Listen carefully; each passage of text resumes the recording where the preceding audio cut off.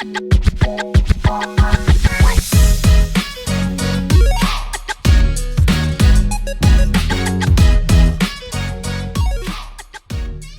squad, I'm Tyler, I'm Matt. And I'm Kendi. and this is We Killin' It. Today we're here to talk about one of my all-time, if not my all-time favorite movie, The Hateful Eight. First, we would like to start off by saying thank you to all the people listening to us right now. I hope you know it means a whole bunch to us. And it is official. We will start posting videos on our YouTube weekly, and you can find our weekly podcast anywhere you get your podcast fix. Just so you know, this is a longer episode just because it's a way longer movie. The movie that we're covering today is The Hateful Eight. It is a 2015 film by Quentin Tarantino. The film stars Samuel L. Jackson, Kurt Russell, Jennifer Jason Leigh, and Walton Goggins. I would like to start the podcast off today by giving two warnings. One, as always, because we are talking about movies, spoiler warning. And two, the scenes and some of the things said in this film can make some people uncomfortable. So I would like to give a small trigger warning for this episode and a pretty big warning for the film. Just to start off, I think the open landscape shots we get in the beginning of the film are astonishing, and like not even long after we get these amazing shots, we get to meet one of our first characters, Obi, our poor driver who's just out in the cold, but he's just a sweetheart. He is doing the best he can on one of arguably the worst day of his life. It can't be easy sitting up there all day and just freezing your toes off. Like the warmest part has to be like his butt, like where he's sitting. That's got to be it. From the moment he sat down. Yeah, for real. Like he wants to outrun this blizzard for a whole other reason than everybody else. Right, he's Right. already cold and stiff and like trying to see through all that. When we finally get to see the cab on the inside after meeting Major Marcus, we have the Major, John Ruth, and Daisy Domingray inside. Daisy as a pretty prominent black guy, probably from, in my opinion, Smart Mouth into John, and I'm only saying that because we see them two go back and forth throughout the film. Oh, However, Marcus ain't too afraid of that. He's another bounty hunter, just like John, also known as the Hangman throughout the film too. They're both heading into town to Red Rock to collect their bounties, and I love bounty hunters. Like they're a little soft now, but back in the day, bounty hunters were awesome. I have to say I really like the setup for this too, because this cabin scene really does set up the entire film. You get a real feel for the small quarters that this whole film is. I mean, the largest scene, like the largest set in the entire film, is when they knock Daisy out of the wagon wheel and they're out in the woods. But like before that there's no, and after that, it's all inside. It's all close quarters, you know? So it really does do a good job of setting all that up. You've already got a personal space issue with everything. So your tempers and your patience are going to be at odds a lot. I will say in that same time frame that Matt's talking about, there's like a shot where they're out running the blizzard, and like you can see the horse-drawn carriage, and you see the blizzard right behind him, like 30 feet behind him, and it's just such an amazing shot. I have to say the cinematography is top notch in this movie, and it really does go without saying. I mean, Quentin Tarantino knows what he's doing.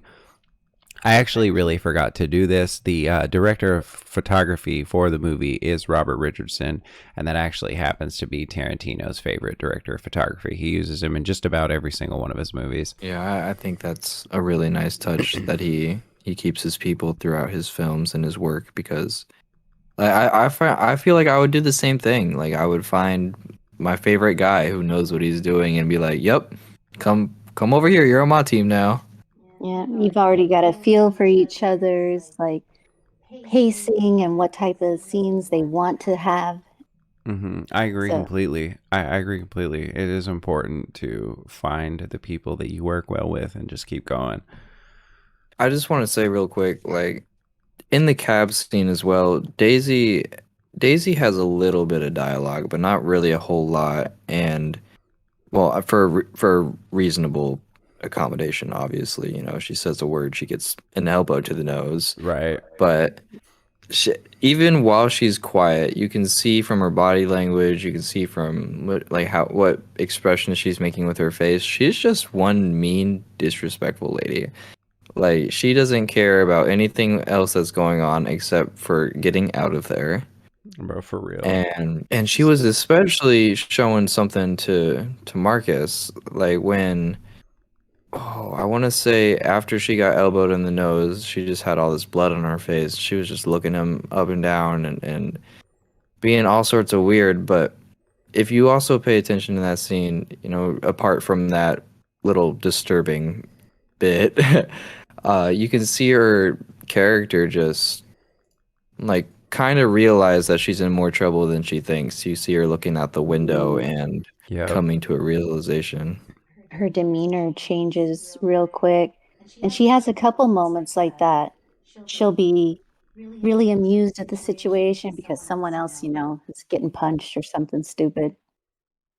And then all of a sudden it'll click or someone else will say something to remind her, oh yeah, I'm about to go get hanged. Yeah. And it's real interesting watching, like you said, the emotions on her face and how her body language changes. I completely agree. She really does go through a roller coaster of facial expressions throughout the entirety of the time that we get to see her, especially in that carriage, because like she does the smart aleck remarks and she gets like the little side eyes and the little flirty looks she gets with Major Marcus, and she really does like change because when you get the great part about that carriage ride is it's so long and you get to see like actual human moments, and like there are scenes of Daisy just sitting there just wondering like how in the hell she is going to get out of this crazy trap that she's in. You got two of the most pro bounty hunters sitting in the same car ride with you. Right. Like the Ain't odds no way are out. stacked against her so badly right now. She's like, well, this This is does a not pickle. bode well. Dude, and then she's still getting less respect than what in her eyes because of her racism. She should be getting more respect than Major Warren. And you can see her seething over that until the letter. Yep, until the Oh my letter. gosh. But before So, like it's oh, you can't forget the sheriff of Red Rock. You can't forget the sheriff. And I fully believe beyond a shadow of a doubt from the 150 times that I've watched this movie in just 1 year, I'd have to say he's really the sheriff. And it's hard for them to believe, but it does seem like he does seem like he actually is the sheriff. He's just so proud of it. Right, exactly. exactly how you would be if you got like a job you've been waiting for. Right. And he does seem, with the stuff we find out about him later, he does seem like he's trying to be a different person. He does seem like he's trying to change over how he's doing things, and maybe that sheriff job was part of it. Right, Mhm. because like he said before, his father led a renegade army, and he was kind of into that too. So maybe instead of trying to be gun blazing and crazy, he thought maybe a sheriff's job would be more suitable, so he can do some good and still be in that action. Right, I think so too. I definitely think so too. So what I will say is that once we get up to Chris Mannix and we get him in the they're about to get him into the carriage, John Ruth says, "Okay, well you're going to put on some handcuffs." And you'll notice that rightfully so, the sheriff of Red Rock says, "Well, I'm not going into my town in no bounty hunter's chains, no sir." And he turned down them chains without any hesitation, and then gave a reason why you gonna go to the hangman's rope. Now, in just the scene prior to that, he does that same thing to Major Warren. And Major Warren has two options. He can put on those chains or he can freeze to death. And Warren didn't have that option to argue about them chains. He ended up putting them on anyway, which has got to be like a traumatic, Awful. Yeah, awful or thing in demeaning and everything. itself, because he makes a comment later about being on a plantation. So that can't be that far away for him. Right. Crazy, crazy scene. Like, he is in full uniform. Ruth knows, recognizes, and believes that he is a military veteran, and he still makes him put chains on. Like, ouch. Yeah. That hurts all the way to your soul, and you can see that in his face. He clicks that thing on, and you just see his whole body growl. Yeah, it's definitely kind of a sad scene in a way. So once we get Chris into the carriage, you've got very different political views all in one very small confined space. And Oh yeah. it gets pretty interesting. They get on to conversations about politics and definitely the time of war and things that are going on. And this is post surrender, so the Rebs were still a little salty, and it was showing. My favorite line from this time period that you're talking about in the film is when Marcus is he's got his gun up on Mannix, Chris Mannix, and he's just leaning in real close. And Chris is just so fast to de-escalate everything. He's like, no, no, no, no, no. You You done done got got me me talking talking politics. politics. Yeah, Chris is definitely one who says, "Oh, I see where the problem is. I'm gonna fix it right now, but first, a nap." That's And the that best. He was like, you know what? I overspoke, and now I'm going to take a nap. I'm Bye. gonna just sit over here and shut up. It's like the cat equivalent of staring at the wall when you know you're in trouble. It's like, I missed it, but that scene where they put Major Warren in the chains, there's actually right before that there's a shot after Daisy got knocked out of the cart with like a passion. Warren knocked her out of the cart because she spit on his Lincoln letter with a passion. oh, And she's like just sitting there in the snow with her mouth open and like letting the snow cool her, like I'm sure cool her face and like the swelling and everything. And it's just a beautiful beautiful shot because I didn't even it's think about that. it's just Daisy, you know what I mean? And it's just the forest behind her and the beautiful snow. And the sets, I mean, the outdoor sets they use in this movie are absolutely incredible. Like a lot of Quentin Tarantino's movies. It's gonna be timeless. Oh yeah, Of for course. sure. For sure, for sure. So, I mean, from this point, other than some small conversations in the carriage, we find out a little bit about Major Warren, and we find out, they're still calling Daisy Domergue at this point, and it's really important to note at the time there was widespread illiteracy across this country. People couldn't read to save their lives. There's no schools, we weren't set up to do that yet. And so it's interesting how a French name like Domingre, like, or a French or Hispanic name like Domingre would turn into Domergue. It's pretty funny how that like happens, and it's cool that he added that in. It's a neat little like poke at history. Right, just a little tidbit that you wouldn't really catch on unless you were paying attention. Yeah.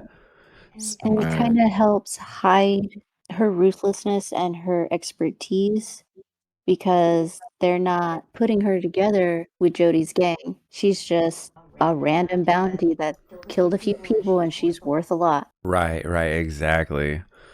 If they had put her together with the rest of the gang, they would have seen she got a long list of people that are going to be looking for her, and they would have been better prepared, I think. Daisy's got a lot. Well, women were not seen well at this time, and she's a bandit, so doubly so in that regard, because female bandits weren't regular back then, but when they did happen, they were some of the most ruthless and awesome bandits that there were, you know what I mean? And she was second in charge of this Domingre gang anyway, so she had to be like ruthless. Had to be one evil person. Oh yeah, I'm sure. Not just evil, but intelligent too, because you still have to take care of your people in order to garner that loyalty from them. Because they had a healthy fear of her, but there was a lot of respect and love for her from her gang family. Like you have to see it just from them going to get her in general. Like Mhm. they know there's going to be at least one bounty hunter, John Ruth, the hangman. That's already a big enough thing. But then you've got Major Marcus that walks in the door after him, and it's a completely different scene, and they're still working their hardest on this. Oh yeah, for sure. And I love when first, like, once they pull up to the cabin and Bob answers the door. Bob's so sus, bro. Bob immediately goes, he's like, "Oh, Bob." And he tells OB exactly where he's been. There's no thick metal or anything in between the carriage and that. He heard Bob say that and then immediately opens the shutter and like, "Where is Minnie and sweet Dave?" And it's like everybody was a little sus of Bob the second they saw him. You know what I mean? Like, why is he here? Who's Bob? Why are you here? And why are my people not here? Man, Bob just raised everybody's red flags the moment he stepped out. He was the wrong person. Exactly out. the wrong person to be the one who's in charge of the haberdashery. Major Warren, like, as soon as they ended up in the blizzard or in the stable, he's like, you know, poking and like, "Oh, you gonna deny us some help working in the stable during the blizzard? Oh, good idea." You know, like, Yeah, my man's already thrown off because he doesn't want to be near him, but he's gotta keep his sensibility about him, otherwise he's going to be completely outed. Senor Bob is not very good at improvising. His one-syllable answers to everything just make Major Warren giggle. I still ain't done it yet. It's funny too because at the same time as we've got the stable going on, and then we've got Chris and OB, they're setting up that line so that they can, go relieve themselves and get to the stable to feed the horses. You've got John Ruth.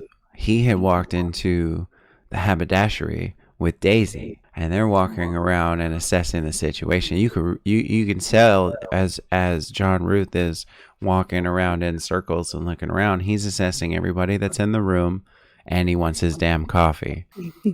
But you can see a look on Daisy's face once they close the door and they turn around. Daisy's like, "Oh, hi, friends." It's just such an interesting. It's an interesting facial. That actor acts absolutely amazing.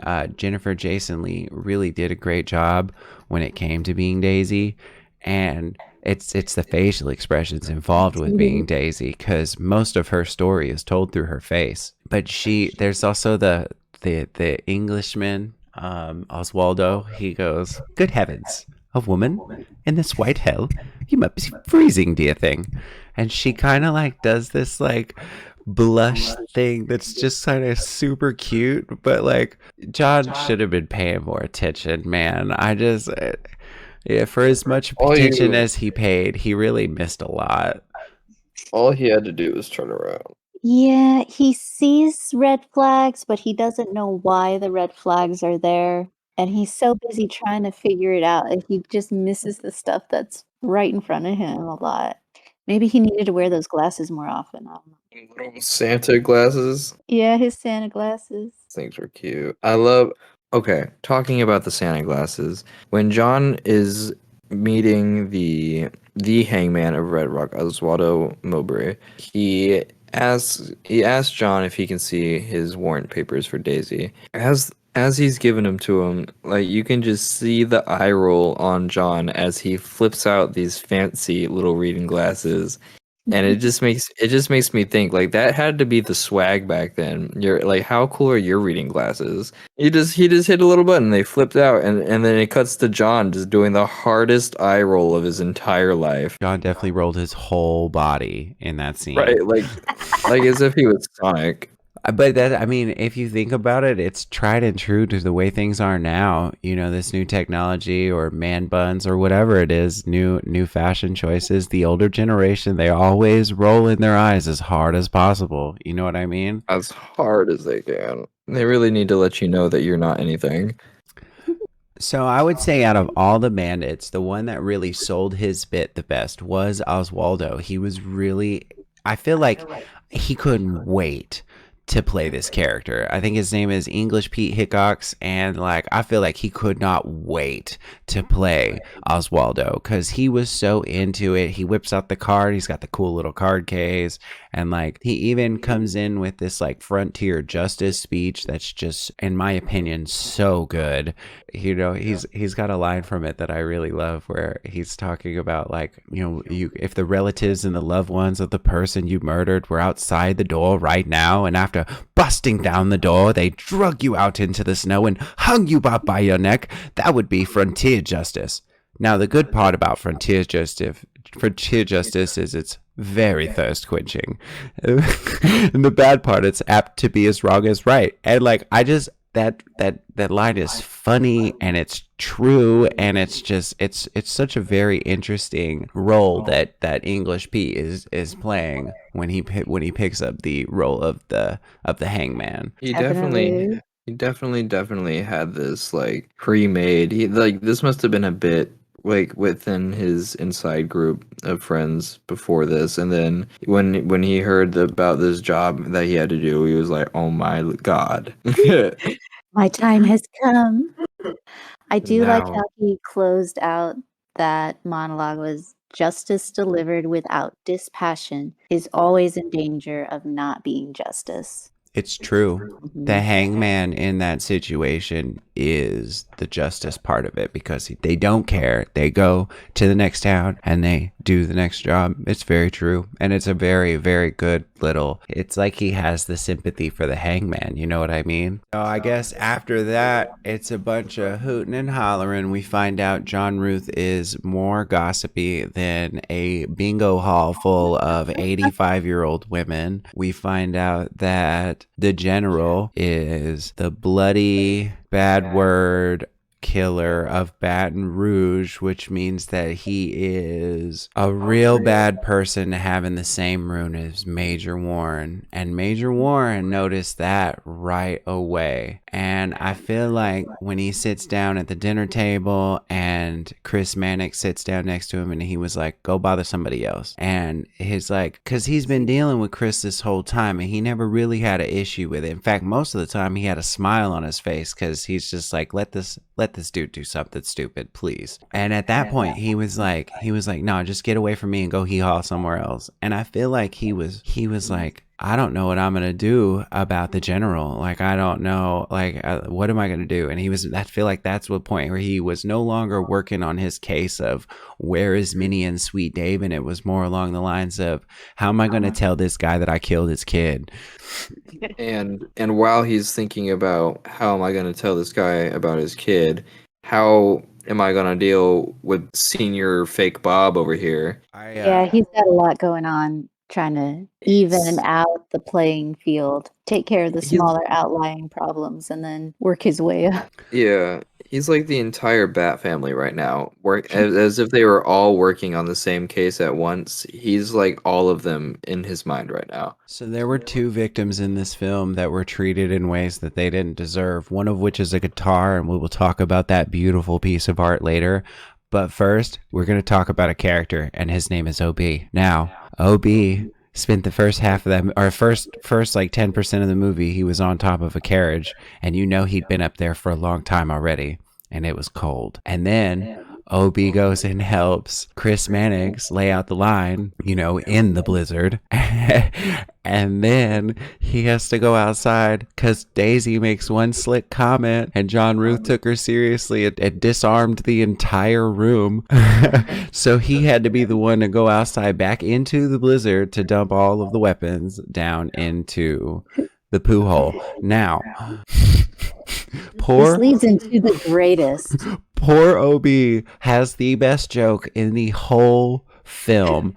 So after Major Warren kills the general, they got to get rid of that body. They draw straws and to see who goes and takes out the body. And OB lost, so he's got to go out into the blizzard again. I'm sorry, It's but just and then he it's dies. just the Like, shenanigans. for real, OB didn't deserve that. All right. No. No, he definitely didn't. When it comes to the room, Major Warren has to figure out how he's going to A, get rid of the general, and B, find out what happened to his friends. So I feel like for him, the easiest, he was like, okay, well, I'm just going to get rid of this old man. That's just going to be the easiest thing. So he first starts like an argument with him, and then he realizes the situation that the old man is stubborn and he's going to be an old man. And then he goes at him again, but a different way. He goes over to him and he sits down next to him. And Manic stands up. And he's like, Warren, you leave that old man alone. And you know, I really love this scene because it's very interesting. The human reaction behind this is, you know, Warren goes, I shared a battlefield with this man, and then he looks at the general and he says, or would you take that from me too? Now after the He general, pulled that old man's heartstrings hard with that yep. one. And then, like, that old man said, you know, I guess you were there. And then Warren sat down with him and they started talking like two people. And that's the only time through that entire thing where the two of them talked like two people, two equal normal people. And it's so interesting. You know, the general's talking about his wife and he's talking about his farm and he's happy that he's got both his legs. But his old lady's gone and his son's gone, and then it gets a little dark. You know, it gets the whole scene takes a bit of a turn because Warren's like, "Oh, your boy was up here a little while back, and he was talking about his mama too." She must be a real nice lady. and the general just does this whole slow double take of, what? You don't know my boy. Oh, I knew you, boy. It's a great scene. And then like that next line is one of my favorite lines is oh, it was cold the day I killed your boy. And I don't mean Snowy Mountain, Wyoming cold. No, it was colder than that. Because they were all feeling Snowy Mountain, Wyoming cold. And he was like, nah, bro, it's a lot colder than this. just so you know how he suffered. And then I'm not going to go into the really, really, really dark and kind of explicit details of what Warren says. But he definitely makes the old man see the images in his head. I love when you see the general curl up and hide in his chair as he's explaining everything, and he's like covering himself up with the blanket like a little kid, right? Like he looks like a little kid being told a scary story in that moment.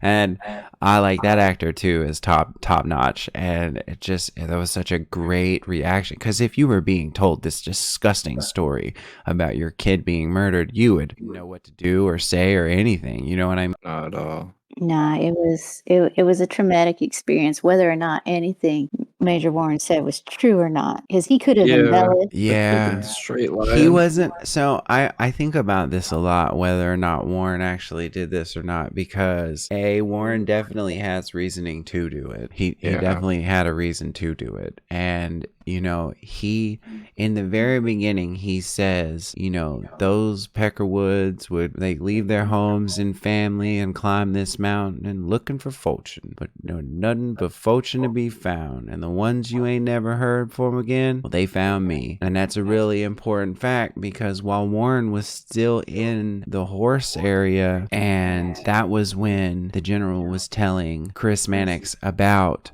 why he was coming to Red Rock and the fact that his son was dead. Warren wasn't around for that. Warren didn't hear it. But there's also a good chance, with the gossip queen that John Ruth is, that he said it and we just didn't get that scene. You know what I mean? Right. Right. We talk about everything. For real, man. And he lied. He don't know how to whisper. Nah, it's like the general said, everyone's gonna hear it. It's like the general said, you are a hyena, you know, because he is, man. The dude's so loud.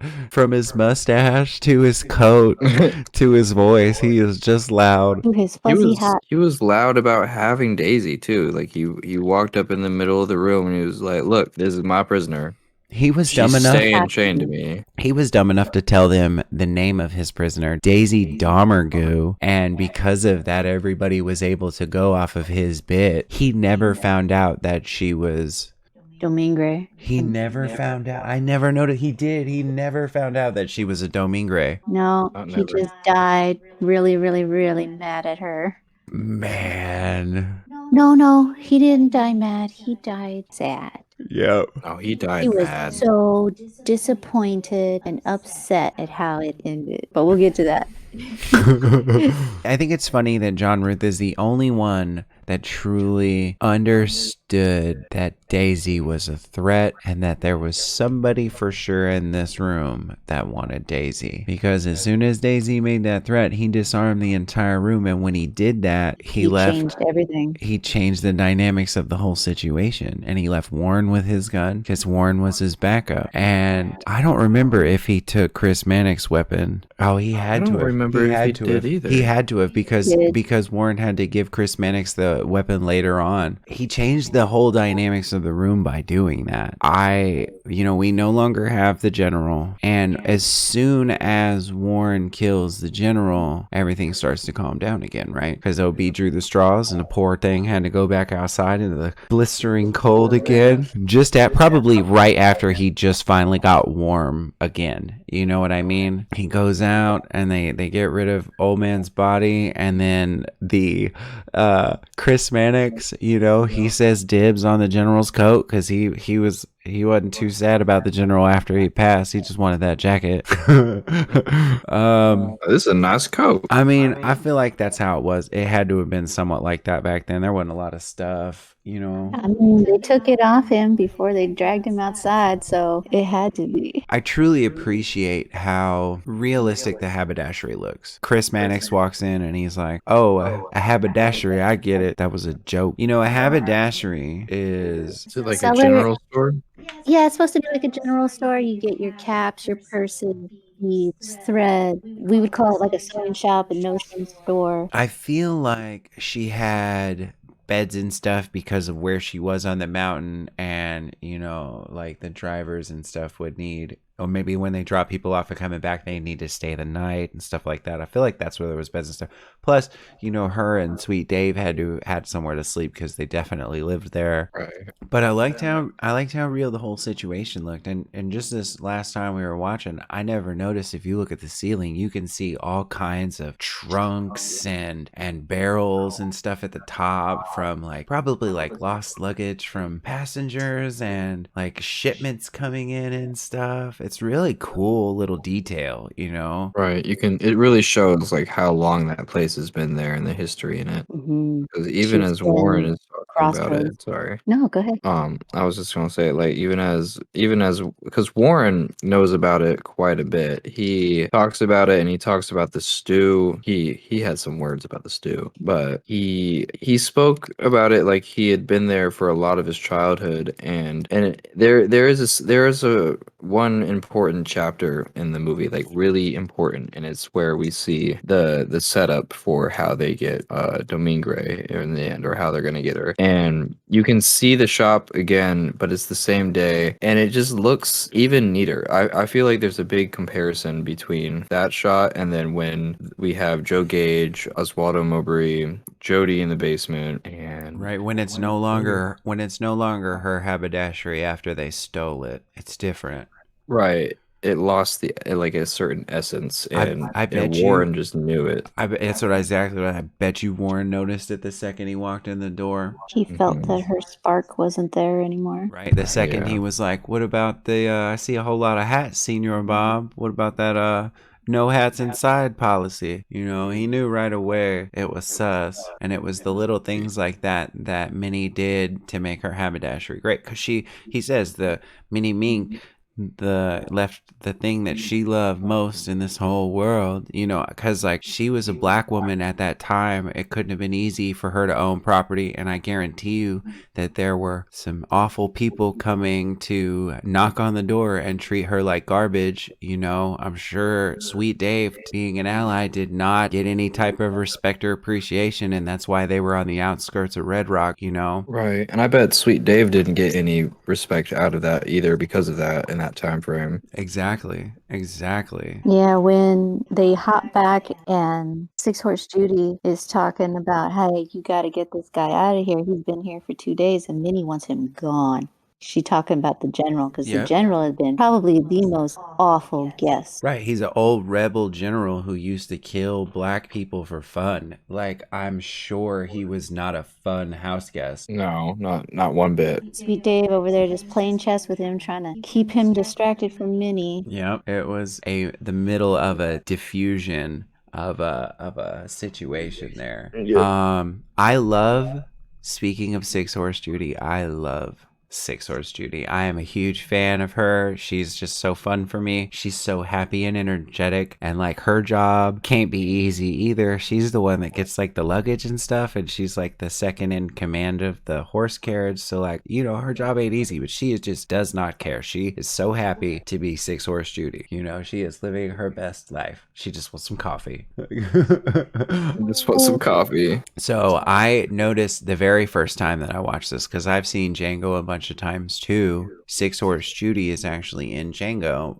She's just a random background character. And if you see, in Django, she's got like a red bandana over her face, and she's like carrying an axe, and like half her face is covered. But once I saw Hateful Eight, I immediately knew that's who that was. Wonder what the character background with having her face covered and the axe is. So I've thought a lot about that too, and I'll probably go into it if we ever do a Django. But I think she was doing like a Mulan thing. Yeah, because she's female. And she was a ranch hand at the time, and that was uncommon. And she was obviously female, you know, but like roughing it up, you know. So I think she was doing like a Mulan thing. You know what I mean? Okay. Speaking of that, I wonder how many times that's happened throughout history, and like it was never caught. The Mulan thing? Oh, so many. Mhm. Oh, dude, probably so much. I mean, as long as there's been the military, there have been people that have wanted to serve, and you know, Where there's a will, there's a way. and as it wasn't until recently that in a lot of places women were even allowed to serve. And I say recently loosely, but in history terms, recently, you know. So I'm sure quite a bit. If you listeners have any like stories, write them in, and maybe we'll read them out. If your family members ever, and you can talk about it or anything like that, we'll definitely read them out. Maybe do like a listener tale day or something like that. But I digress. So where we are in the house is, I guess, right at around the time that someone poisoned the coffee, because that happens right before the switch over to earlier in the day. So Gray's got a secret. yeah, Daisy's got a secret. Somebody poisoned the coffee, and it was in Chris's definition, the ugliest guy did it. Bro. It was like, or we go with my way. The ugliest guy did it. And that makes it you, Joe Gage. Bro, Joe was already looking at him like, I know exactly what you're saying. Bro. So then we see poor John Roof and OB. Their insides get liquefied and they become their outsides. And Kendi actually looked it up last night, and I believe you said it. The symptoms sounded somewhat like a heavy arsenic overdose. Like a really concentrated arsenic, maybe mixed with something else, because, you know, Tarantino likes to exaggerate a little. Right, because it was intense. Like Michael Bay intense. There's like facial expressions on John Roof's face when he's dying, and it's a lot, because like we haven't really touched on it yet, but there's a relationship growing throughout the beginning of this movie between Daisy and John, and I feel that even before we get into the story, that relationship was already growing, because they spend every amount of time that they have together. She's handcuffed to him, so that means when she goes to the bathroom, John Roof is there. When she's eating, John Roof's there. When she's sleeping, John Roof's there. Slum syndrome. Yeah, and so somewhere along like that, they start, because you can clearly see, like, if you move out of this chair, I'm gonna put a bullet in your GD throat. And then he wipes her face off, you know, because she's got food on her face. Like, so like, there's a relationship growing there, and you know, and you can see on John Roof's face, you can see the betrayal. You can see like he truly expected her to willingly just walk her rear end up to the stockades and just take it. And it's just such an interesting like facial expression of dying. And then poor old OB dies too for no reason. No reason at all. No, Obi You didn't didn't deserve it's hurt that. important nobody. it's important to note that John Root the Hangman yelled at Chris Mannix to drop his coffee because the coffee was poisoned right before he died. And that is Yeah. like a very important thing, because if Chris Mannix is anything, and we've learned anything about Chris Mannix this far into the movie, he's about loyalty.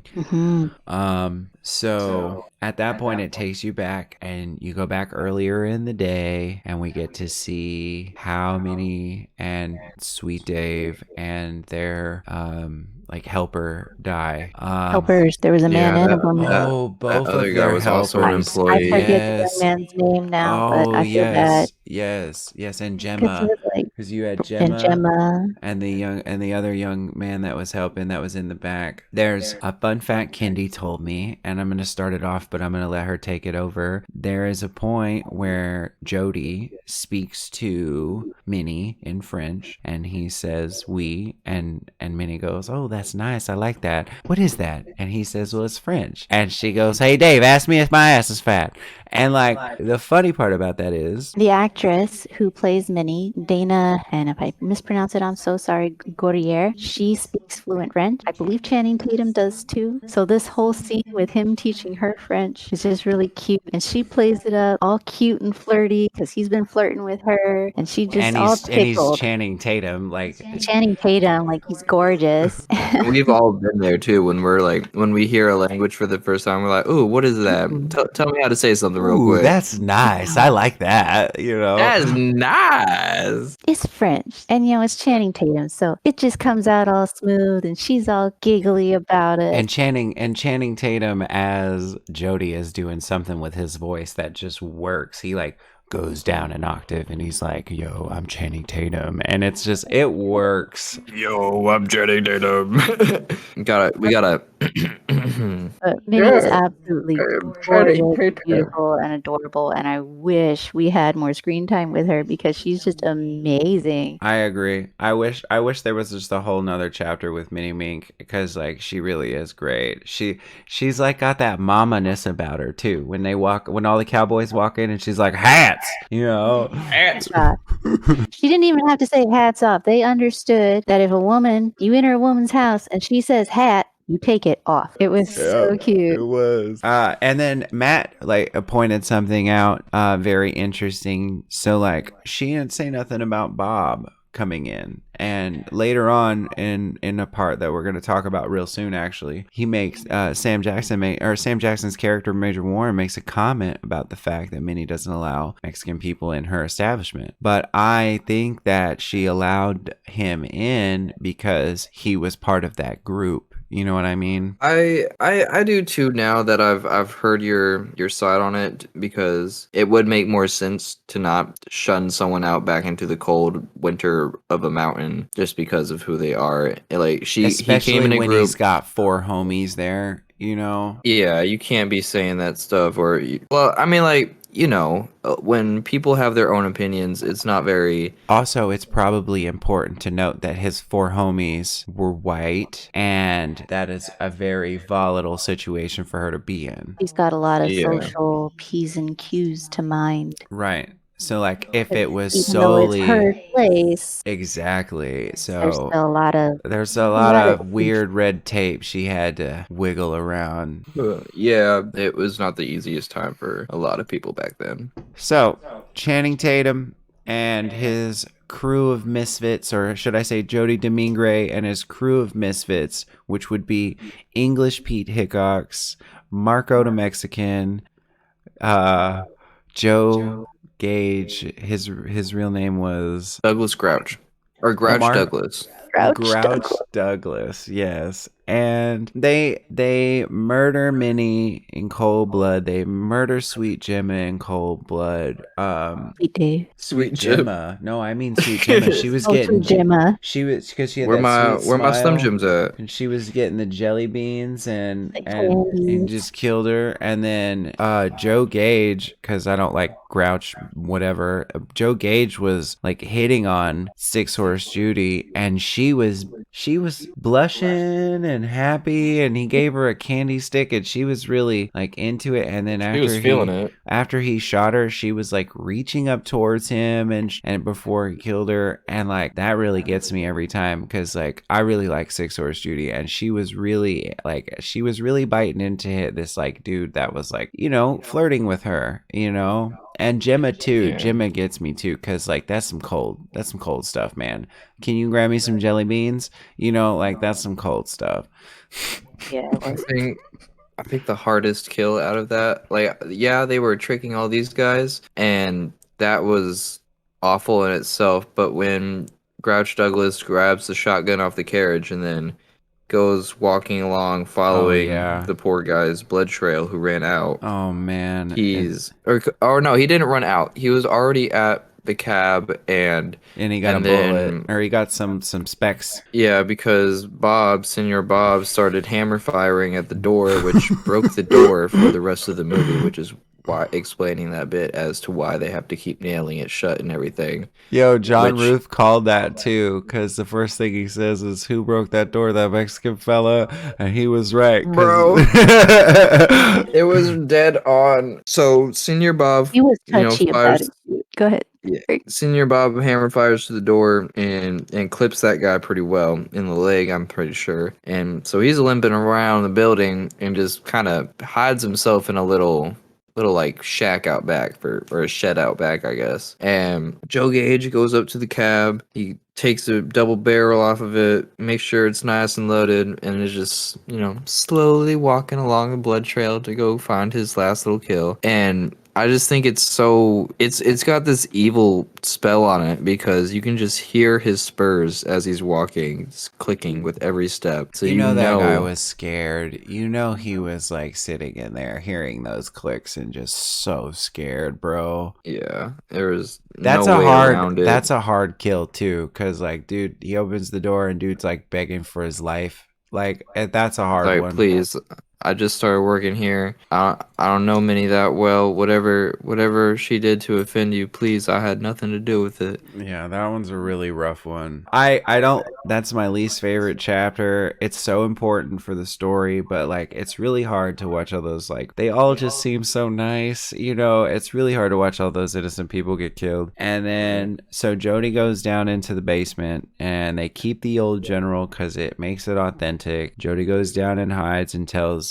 Really, one thing that's the most important is the general better not talk to the man that is tied to Daisy. And if Daisy dies, that general ain't making it off this mountain. And then we cut. It's kind of funny because it happened in the other order. Mm-hmm. And then we cut back to the cabin. And we no longer have OB, and we no longer have John Roof. Daisy is still severely chained to John Roof's arm. Oh no, okay. All right, pause. So we did not talk about the guitar. This is a very important part of this film, because a real piece of history was destroyed in the creation of this film.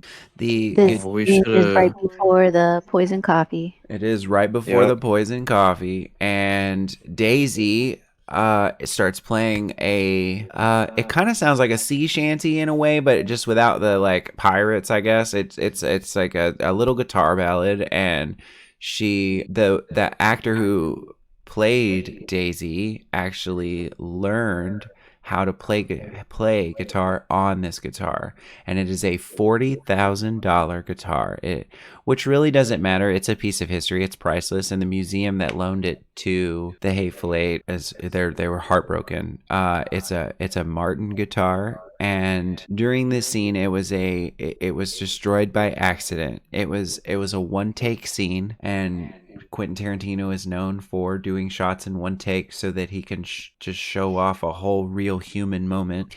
Kurt Russell was not aware that the original guitar was not switched out. So he did this scene like he was supposed to. And Daisy's reaction is actually Jennifer's reaction, because when they originally gave her the guitar, they were like, how much is, she was like, how much is it? And they like, she thought she heard $4,000, and she was like, ooh, I'm going to save up. I don't remember what she said, but it was like a certain type of money. It kind of sounded like tips.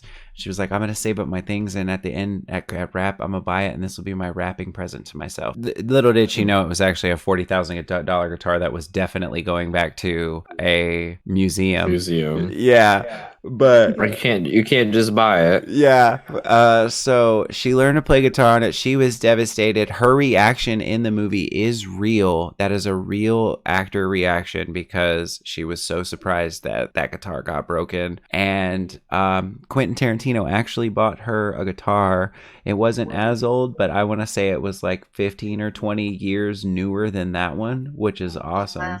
And that was his wrapping gift to her. But that guitar was a masterpiece. It was a piece of art. It still sounded great.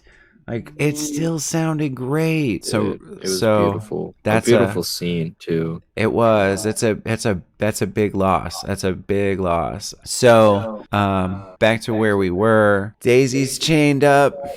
John Ruth is dead, OB is dead, and immediately Major Warren takes control of the situation, which I think he had no other choice. If he didn't take charge of that situation, somebody else was gonna, you know what I mean? So he immediately took charge of that situation. He was like, well, okay. Yep, and so he became gets like him up. the judge. Yep, he gets him up. He gets everybody on the wall, and this is one of my favorite parts. Not line wise, just reaction wise. He's got them all with their hands up, and he goes, Chris Mannix, come over to this side. And Chris is all filled with trepidation and regret for all the things he'd ever said to Major Ward as he walks slowly over. And Major Ward's like, take my gun out of my holster. And the last, like, the thing on his mind is the last person this dude gave a gun to, he definitely shot. So he just stands there with a limp wrist with the weapon in his hand and puppy dog eyes. Question marks. Big question marks all over his face. Pointed at them. And then he gets that big old smile on his face when he pulls the hammer back. It just makes me laugh every time. All right. Man, Warren leading him around and like training him how to actually be a sheriff was really cute. He's like, okay, well, if this is going to be your job, this is what you got to do. Well, you finally believe that I'm sheriff of Red Rock, huh? I don't know about all that. I just know you didn't pour your coffee because you almost drank it. You danced. That's the best line. I don't know about all of that. I do like when... okay, so a bit further into this scene, when some things go haywire and Jody fires from the basement into the poor huevos of Warren. Right as Chris turns around to see Warren drop, Oswaldo pulls out a snub nose and shoots him in the side. And Chris is right on it. He returns fire right away and hits him in the chest. And he goes to aim and shoot at Joe Gage, and he's just like, I ain't got no gun, Sheriff. Yeah, and it's just like the way he says it, you can hear the spite. There's shade. It's shade. He's like, Sheriff. Yeah. Sheriff. I would also like to note that scene, a lot of the background is out of focus, as well as the sound is out of focus and slowed down, and it really shows the anguish that Warren is going through. It does tend to get, like, once you get near the end of it, it starts to get, like, to be a lot. It really, like, you feel some of Warren's anguish as he's screaming. Right. And you hear that same slowed down distortion as he's talking later, because he's just bleeding out and feeling all of that pain. Yeah. Mm-hmm. Daisy is trying to talk herself out of a hangman's rope, just like usual. And she's talking about how they got 15 men up in Red Rock, that are going to kill strong. And Grouch is like, yeah, there's 15 killers, you don't ever, nothing about him is convincing. Like Grouch is just the one person in the crew that just cannot act or do nothing. Like that, Michael Massey is an actor. He's a great actor. I'm not saying, not Michael Massey. Michael Madsen. I'm so sorry. Michael Madsen is a great actor. He's been in, he was in Reservoir Dogs, but the character is just the one person in the crew that can't act for nothing, probably can't sing. He just everything he says, you don't believe it. Like he's trying Right to from the beginning, like, well, I'm definitely the going to type to see go see Mama grandma. on Christmas. Like, okay. My man's over here writing his life story. Nah, man, he's just so out of place. I love that part. So from this point, we know that Grouch poisoned the coffee. We know why Daisy's worth so much, and it's because of a typo on the damn Wanted Dead or Alive poster. It's for the longest time I thought it was John Ruth's spelling, like reading error, but it does sound more like it was an error on the actual Wanted Dead or Alive poster. We also need to mention the ending of Senor Bob. Oh, 4 bullets. No more Senor Bob. 4 bullets. That was actually really great. And I actually love what Warren says. So he's talking about stew. And I will say there is a big difference between every stew I've ever had and my mother's stew. And I can think about my mother's stew right now and I can taste it. And I don't even like my mother's stew. Warren is talking about how his mama's stew and that he had a Uncle Charlie on the plantation, which I'm not sure if that's a joke or if like he's the first Uncle Charlie. I'm not sure what that is, but he also made stew, and no matter the meat, the stew always tastes the same because your people will season their thing the same way once they figure out their recipe. And he was like, that damn sure is mini stew. You said who hasn't been here. Right. So if Minnie up north for a week, how you make the stew this morning? That's so great, and it's a real thing. Like I really feel that. Like tacos are like that too. Like I know what my mother's tacos taste like. I could taste them right now. I don't like my mother's tacos, but I know what they taste like. Dude, and then while they're sitting eating dinner too, that's another reason he's mad about his friends missing and why he doesn't want to talk to Mannix. He's Because he's eating his it dead and friend's going, stew. this is Minnie's stew. Where's Minnie? And then Mannix comes over to open his mouth and he goes, nope. Yep. That's a damn good Shut point. Yeah. So, as Daisy's trying to talk herself out of her hangman's noose and talking about these 15 men up in Red Rock, Chris Mannix gets me, 100% gets me. And he's like, I just want to listen to her sales pitch. And for real, I was like, no way. No way. He gave you the gun. And turns out it wasn't that. He was playing it and he was just listening to what she says. And then he was like, and it goes back to what I said earlier. That man's got his loyalty. That's what he cares about, is respect and loyalty. And they disrespected him and had no loyalty by poisoning that coffee and not telling him that coffee was poisoned. I guarantee you, if they told him that coffee was poisoned, it would have been a different outcome at the end. Mm-hmm. So he would have had different ties. Yep. And then she says, my brother leads an army, and he gets real salty because his father was a general of a renegade army, and he says, my father led an army. He led a renegade army, and against an unconditional surrender with nothing but the men's respect in his command. And then he passes out stone cold like he's dead, hits the floor. Bam. He delivered a great rousing speech about his daddy and leadership, and then that was all she wrote. Yep. And then we watch Daisy scramble like a rat. It's probably the funniest scene in the whole movie, is Daisy dragging around this 240-pound dead man's body and trying to get the arm off. And when she like yanks, she like chops a couple times and then yanks and yanks, and then she yanks the arm off and flies back. I giggle every time. It's so morbid and so funny. Her feet are just up in the air. Yep, everything. she flies. She flies in the same way in Django. You know, in Django when Django is like say goodbye to Miss Laura. Kendi. Say bye to Miss Laura. And then she goes, bye, Miss Laura. And then she just flies back. It's just like that. It's great. The same scene with Daisy.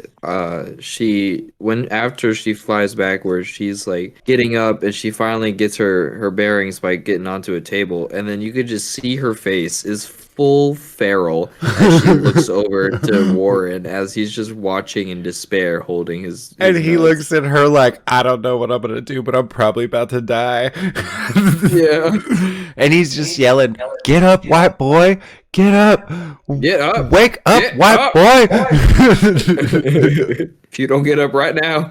Man, it was intense. Just nothing but survival on her face. And she still rolled a 1. So back in Yeah. the beginning, when the hangman was given that speech I was talking about, John Ruth, the hangman, not to be confused with the hangman, says, you only need to hang mean bastards. But mean bastards, you need to hang. And he's referring to the worst of the worst, right?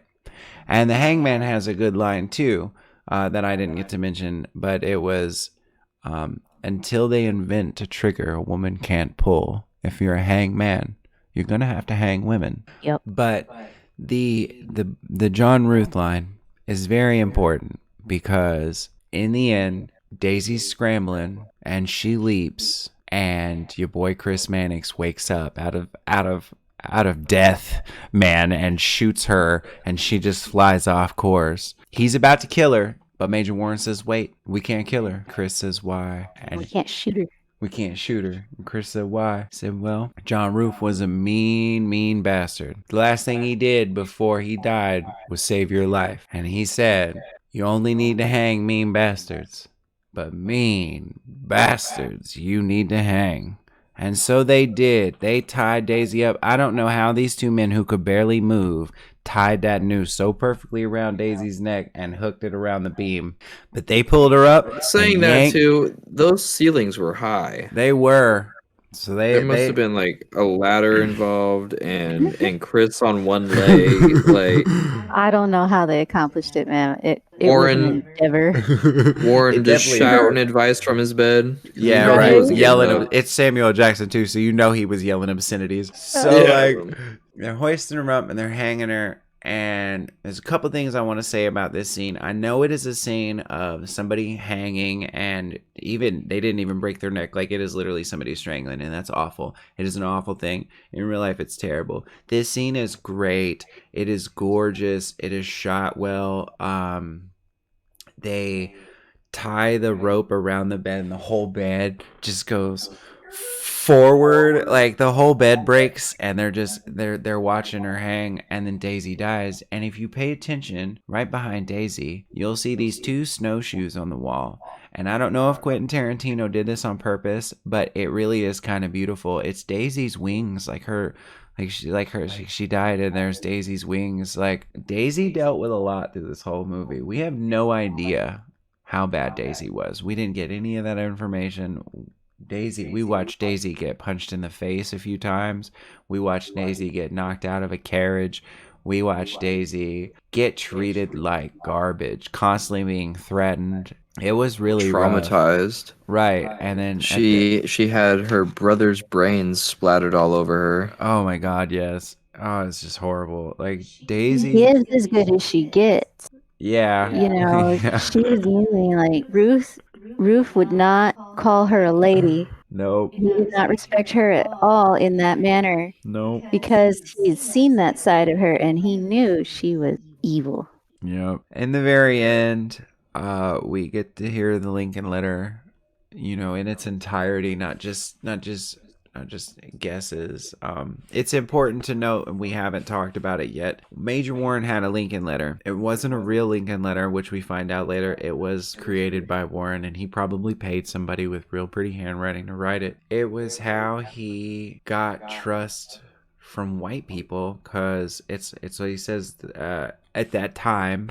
The only time that black folks was safe was when white folks was disarmed. And I think that was a really smart move for that character, You know, he had been drummed out of the cavalry. He had a yellow stripe down his back. He was in trouble. People were going to look down on him, and he wasn't going to get the same respect as somebody who had active military service and didn't have a yellow stripe. So he got himself a letter, you know, to disarm people. And that was a really, really great decision on his part, I think. And I love Chris says, old Mary Todd is calling, so I guess it must be time for bed. That's a nice touch. I think so too, though.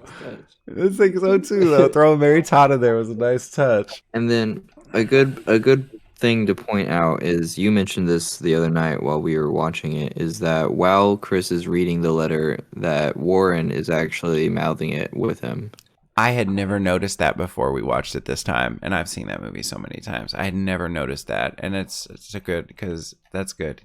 That was good. That was good. It was a really, really cute touch. Like, you know, they closed out the story with a little bedtime story to make them feel better as they're bleeding out all over the place. Now, full disclosure, unlike The Crow, which Matt had never seen, I have showed this movie to these people 50 times before we watched it. I know that they're fans of the film. I am a big fan of the film myself. Overall, I would say this film is a masterpiece. It won 23 awards and was nominated for so many more. I will say Sam Jackson was nominated for Best Actor, and he should have gotten it. My man's killed it. Like, I would rate this film a perfect 5 out of 5. Matt, what would you rate this? I give this movie a full 5 out of 5. Oof, that's what I'm It's a great talking about. film. And what about you, Kendi? What do you give it?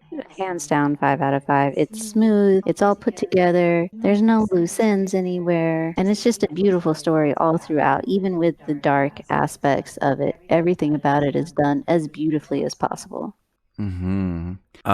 So overall, this movie can is just- it. Go ahead. My bad. I was just gonna say really quick, like, it doesn't matter how many times you've watched it, because like he said before, we've all watched this movie a million times. We are always looking for new things to notice, or because we'll know when certain parts are coming up. So I specifically be trying to watch Grouch Douglas poison the coffee. I don't think you can see it, but if you can, I'm looking for it. Every time you watch this movie, you're guaranteed to notice something or make a connection faster than you did before. I agree. I agree completely. It's just, that's the best part, is there's so many little things that you can find later. Overall, this movie is violent and it's quite long, but it is a hell of a film and it is super fun ride. I still notice new things and I used to watch this every day. I basically just want to say thank you for listening to us. We really appreciate it. We are going to try to put out one every week and try to find new and fun movies for us to watch. And I promise you, we're not always going to pick movies that we already know and love. I got a movie I've never seen coming up next called Rocketeer, and we'll see how that goes. Speaking Matt. of Rocketeer, real quick, I think you guys are gonna love it. It's one of my, it was my childhood favorite film, and I haven't seen it in years, so I think it's gonna be a great episode. All right. And I hope you all love it. Thank you for listening in to We Killin' It. You can catch us anywhere you get your podcasts. If you like us, please leave us a 5-star review on Apple Podcasts. And as always, I've been Tyler, I've been Matt. I'm Kendi. and we killed it. We killed it.